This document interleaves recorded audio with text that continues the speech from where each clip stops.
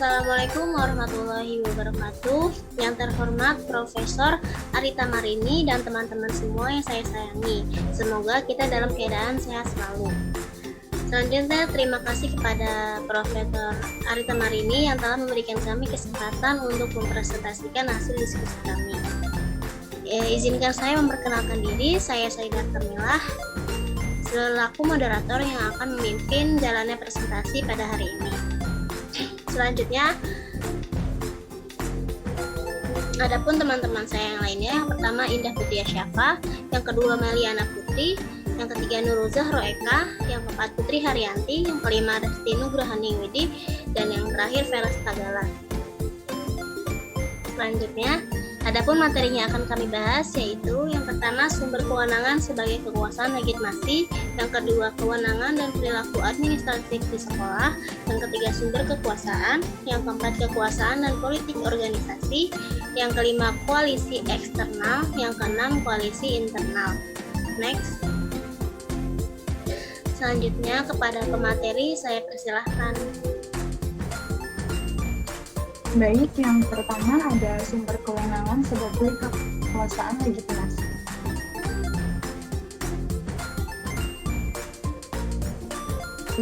Kewenangan adalah bagian integral dari kehidupan di sekolah. Dasar banyak hubungan guru dan siswa, guru dan pengelola, atau atasan dan bawahan adalah kewenangan. Pelaksanaan kewenangan di sekolah tidak melibatkan adanya fungsi pemaksaan, yaitu kepatuhan sukarela untuk melegitimasi pemerintah dan juga penangguhan kriteria seseorang untuk pembuatan keputusan atau penerimaan perintah organisasi. Karakteristik dasar kewenangan adalah keinginan putusan dan untuk mengikuti arahan dari atasan. Hubungan kewenangan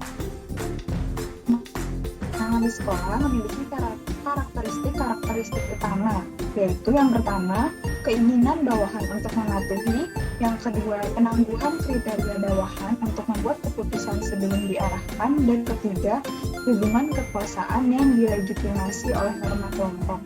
Next.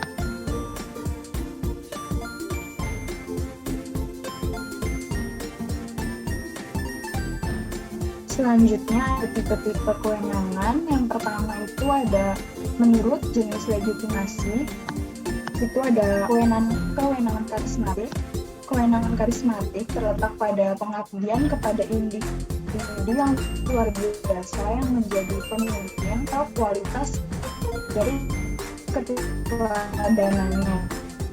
Kewenangan karismatik cenderung bersifat tidak rasional. Sikap atau emosi dan yang lainnya sangat terletak pada kualitas pemimpin, karakteristik pemimpin.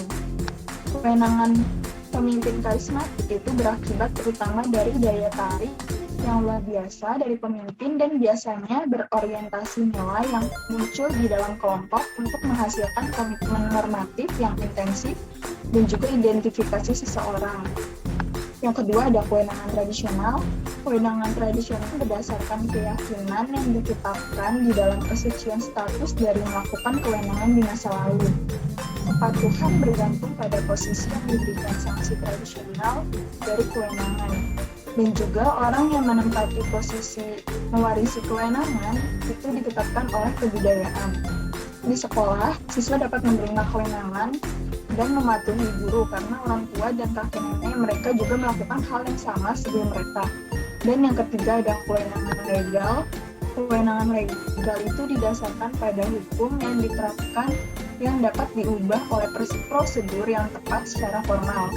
Kepatuhan tidak dikerahkan kepada orang tua atau posisi semata, tetapi pada hukum yang menspesifikasikan kepada siapa dan seberapa luas orang mengerahkan kepatuhan. Selanjutnya, konsep dasar kewenangan yang lain diperluas dengan membedakan kewenangan menjadi tipe-tipe kewenangan berdasarkan sumber legitimasi. Yang pertama, kewenangan formal. Dasar dari kewenangan formal adalah legitimasi dan posisi. Kewenangan formal berasal dari dalam organisasi dan secara legal ditetapkan di dalam posisi, aturan, dan peraturan. Agar dapat bergabung ke dalam organisasi, pegawai menerima hubungan kewenangan karena mereka menyetujui dalam batasan tertentu untuk menerima perintah atasannya. Organisasi memiliki hak untuk memerintah dan pegawai memiliki kewajiban untuk memenuhi. Dasar kewenangan formal terletak pada persetujuan yang ditetapkan secara legal antara organisasi dan pegawai. Yang kedua, kewenangan fungsional. Kewenangan fungsional memiliki berbagai variasi sumber meliputi kewenangan kompetensi dan kewenangan seseorang. Walaupun kewenangan kompetensi merupakan bagian dari pola birokrasi yang legal dan rasional, kompetensi tidak selalu terbatas pada posisi. Kompetensi teknis dapat memberikan sumber untuk kontrol legitimasi dan perintah di dalam organisasi formal pada setiap posisi spesifik yang dipegang. Fakta ini merupakan sebuah dilema dan konflik untuk para profesional.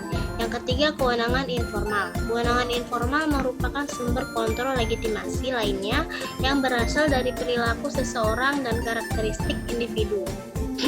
Pada setiap posisi formal, beberapa anggota organisasi mengembangkan norma-norma kesetiaan dan dukungan dari koleganya.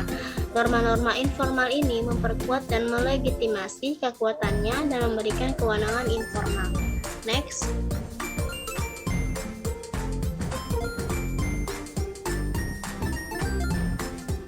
Selanjutnya, kewenangan dan perilaku administratif di sekolah. Next. Kewenangan merupakan sifat dasar kehidupan di sekolah. Pada saat pengelola, guru-guru, dan siswa-siswa bergabung di dalam organisasi sekolah, mereka akan menerima hubungan kewenangan formal. Kewenangan formal mendukung kepatuhan dengan arahan dan disiplin. Untuk mendorong bawahan agar memenuhi perintah, maka diperlukan kewenangan kepemimpinan dan kewenangan posisi. Dengan demikian, tantangan dasar yang dihadapi semua pengelola seperti kepala sekolah adalah menemukan metode untuk meningkatkan pengaruh mereka terhadap staf profesionalnya di atas batasan sempit dari kewenangan posisi formal. Next.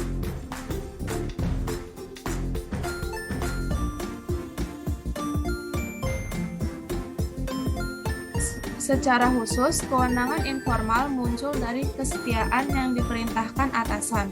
Pengelola yang diktator berusaha untuk meningkatkan kontrol dengan menggunakan sanksi atau ancaman. Sifat pengawasan di sekolah sebaiknya memfokuskan pada kegiatan membantu dan bukan memerintah.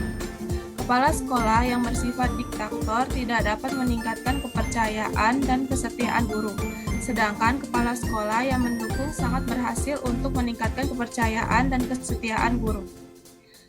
Jika pengelola menginginkan kesetiaan, memperluas pengaruhnya dan berhasil, mereka harus melakukan hal-hal sebagai berikut. Yang pertama, bersikap bijaksana dan mendukung guru-guru. Pengelola sebaiknya membantu guru-guru agar dapat berhasil. Yang kedua, bersifat autentik. Pengelola sebaiknya bersikap tegas, menginformasikan kesalahan yang dibuat, serta menghindari memanipulasi orang lain. Yang ketiga, bersikap tidak dibatasi oleh birokrasi. Pengelola sebaiknya mensubstitusi pemberian keputusan yang tepat dan bukannya menganut peraturan yang kaku. Yang keempat, bersikap otonomi, yaitu pengelola sebaiknya menjadi diri sendiri. Yang kelima, bersikap membangun, yaitu pengelola sebaiknya bersikap mendukung guru-guru. Yang keenam, bersikap tenang, terutama di dalam situasi yang sulit, yaitu pengelola sebaiknya tidak mengumbar kemarahan secara emosional. Dan yang terakhir, menghindari penggunaan perilaku yang bersifat diktator. Pengelola sebaiknya tidak menggunakan perilaku yang bersifat diktator karena akan berakibat kegagalan. Next. Selanjutnya, sumber kekuasaan. Next.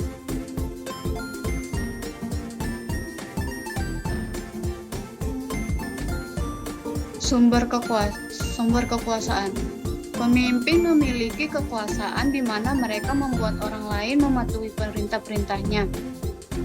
Sebagian besar pengelola memiliki kekuasaan karena sebagai representatif organisasi, mereka memiliki kekuasaan di organisasi. Next. Jenis-jenis kekuasaan berdasarkan kekuasaan antar pribadi adalah sebagai berikut. Yang pertama, kekuasaan reward. Kekuasaan reward adalah kemampuan administrator untuk memengaruhi bawahan dengan cara memberikan reward untuk perilaku yang diinginkan. Yang kedua, kekuasaan koersif. Kekuasaan koersif adalah kemampuan pengelola untuk memengaruhi bawahan dengan menghukumnya atas perilaku yang tidak diinginkan. Kekuasaan koersif ini bergantung pada intensitas hukuman dan kemungkinan hukuman dapat dihindari. Hukuman dapat menggunakan banyak bentuk seperti tugas kerja yang tidak diinginkan, pengawasan ketat, penguatan aturan dan peraturan yang lebih ketat, penundaan kenaikan gaji, atau pemberhentian. Yang ketiga, kekuasaan legitimasi. Kekuasaan legitimasi adalah kemampuan pengelolaan untuk mempengaruhi perilaku bawahan secara sederhana. Bawahan menerima bahwa pengelola memiliki hak untuk memberikan perintah dan mereka memiliki kewajiban untuk mematuhi. Setiap pengelola diberikan kekuasaan oleh organisasi untuk membuat keputusan di dalam daerah tanggung jawab yang spesifik. Yang keempat, kekuasaan referen. Kekuasaan referen adalah kemampuan pengelola untuk mempengaruhi perilaku berdasarkan kesukaan atau identifikasi bawahan dengan pengelola.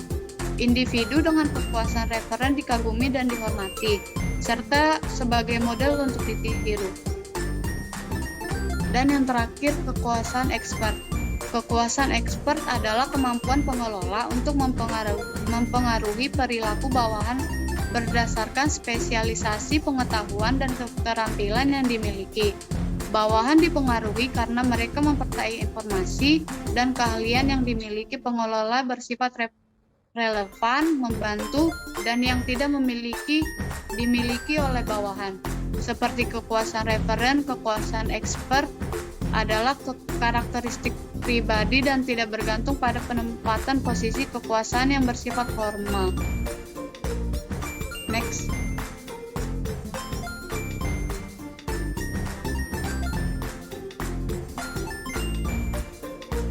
Selanjutnya yaitu kekuasaan dan politik organisasi. Next.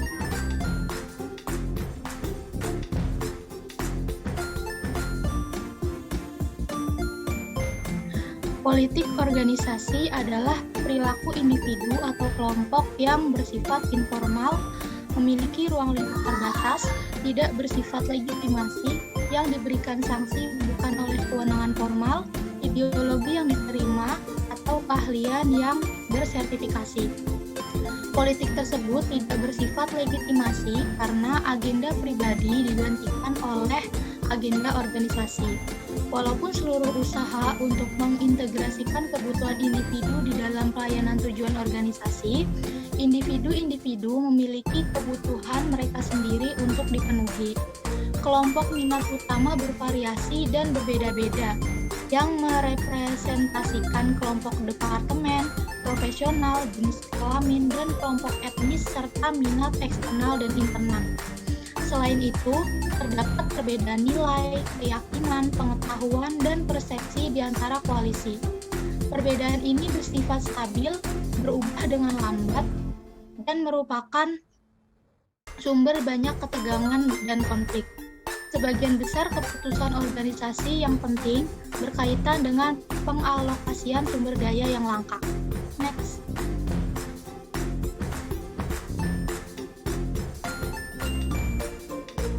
Selanjutnya ada koalisi eksternal.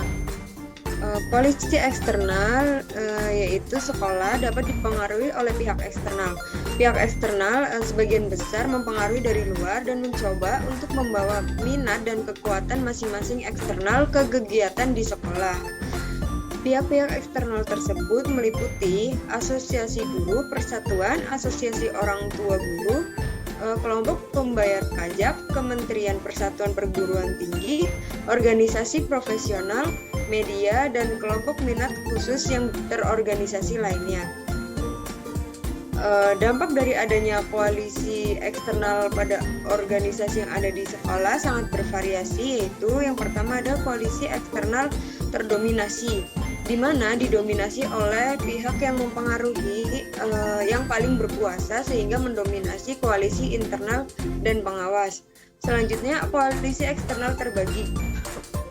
Koalisi dominan tidak menjadi tanpa adanya tantangan hingga kelompok dan individu lain akan bertindak. Tanpa adanya koalisi, kekuatan eksternal dominan, sistem kekuasaan organisasi berubah dengan cara yang fundamental atau mendasar. Yang terakhir ada koalisi eksternal pasif. Koalisi ini dicapai pada saat jumlah dari kelompok luar pihak eksternal yang mempengaruhi berlanjut untuk meningkatkan titik di mana kekuatan setiap titik terdifusi dan terbatas. Koalisi eksternal menjadi pasif dan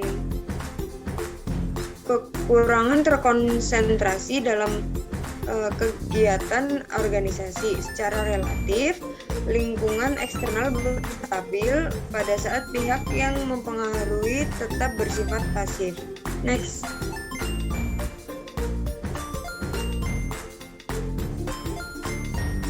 Yang selanjutnya, koalisi internal.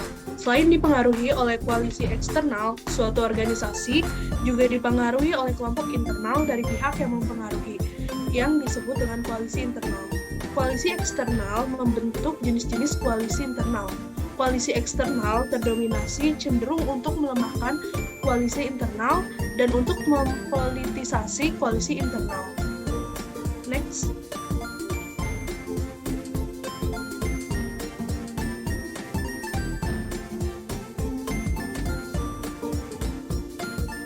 Selanjutnya ada tipe-tipe dominan koalisi internal. Yang pertama, koalisi internal personalisasi. Koalisi internal personalisasi adalah koalisi internal ketika kekuasaan terkonsentrasi di dalam hierarki kewenangan pemimpin yang mengatur koalisi internal. Contohnya, pengawas mengontrol keputusan kritikal dan fungsi sekolah pada situasi tertentu. Yang kedua, ada koalisi internal birokratis. Koalisi internal birokratis adalah koalisi internal ketika kekuasaan terkonsentrasi di dalam sistem formal kewenangan, tetapi fokusnya adalah pada kontrol birokratis, yaitu pada aturan, peraturan, dan prosedur. Walaupun kontrol birokratis cenderung untuk membatasi politik, permainan politik tetap meningkat. Yang ketiga, ada koalisi internal ideologi. Koalisi internal ideologi adalah koalisi internal yang mengontrol organisasi dengan sistem ideologi, di mana sistem ideologi ini memegang peranan yang sangat penting. Contohnya, jika kebudayaan suatu sekolah sangat kuat, guru-guru tidak dengan mudahnya menerima tujuan sekolah, tetapi mereka saling berbagi satu sama lain. Pengelola memiliki kekuasaan yang sangat besar karena mereka yang mewujudkan kebudayaan, tetapi pada kenyataannya adalah saling berbagi membuat adanya saling berbagi kekuasaan. Selain itu, adanya kolegalitas yang berlaku dan politik internal yang sangat terbatas terjadi karena adanya saling berbagi keyakinan yang sangat kuat. Yang keempat, ada koalisi internal profesional. Koalisi internal profesional adalah koalisi internal ketika sistem keahlian mendominasi organisasi. Ahli yang terampil atau profesional memberi kekuasaan yang sangat besar pada organisasinya dan institusi yang melatih mereka. Pada keadaan ini, biasanya politik yang ada sangat besar karena adanya konflik antara sistem kewenangan dan keahlian. Dan yang terakhir ada koalisi internal politisasi. Koalisi internal politisasi adalah koalisi internal ketika kekuasaan terletak pada politik. Permainan politik antagonis mendominasi organisasi dan dapat mensubstitusi atau menghalaukan kekuasaan legitimasi. Next.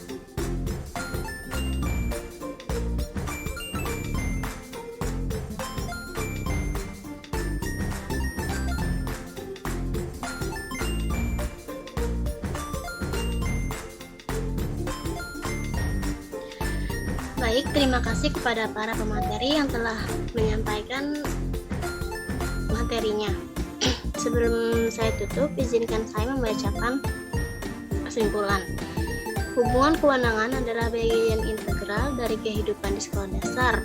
Baik hubungan guru dan siswa, guru dan pengelola, atau atasan dan bawahan adalah kewenangan. Sifat pengawasan di sekolah sebaiknya memfokuskan pada kegiatan membantu dan bukan memerintah. Guru-guru meningkatkan kemampuan mengajar mereka karena berbagai alasan. Di sekolah, kepala sekolah yang bersifat diktator tidak berhasil untuk meningkatkan kepercayaan dan kesetiaan guru. Politik organisasi adalah perilaku individu atau kelompok yang bersifat informal, memiliki ruang lingkup terbatas, tidak bersifat legitimasi, yang diberikan sanksi bukan oleh kewenangan formal, ideologi yang diterima, atau keahlian yang bersertifikasi. Dampak dari adanya koalisi eksternal pada organisasi yang ada di sekolah sangat bervariasi. Koalisi eksternal membentuk jenis-jenis koalisi internal. Koalisi eksternal terdominasi cenderung untuk melemahkan koalisi internal. Demikian presentasi dari kelompok kami. Kurang lebihnya mohon maaf. Wassalamualaikum warahmatullahi wabarakatuh.